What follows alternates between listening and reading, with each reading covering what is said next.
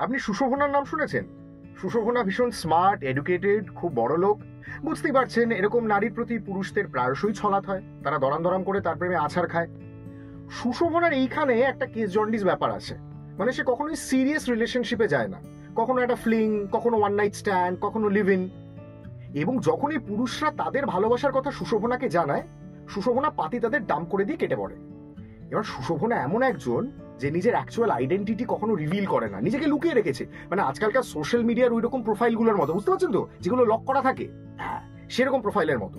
সুশোভনার best friend তাকে বোঝায় যে এরকম একটার পর একটা হার্ট ব্রেক করে সুশোভনা কি পায় সুশোভনা নিজেও জানে না। প্রবাবলি সেডিস্টিক আনন্দ পায়, তাই হবে।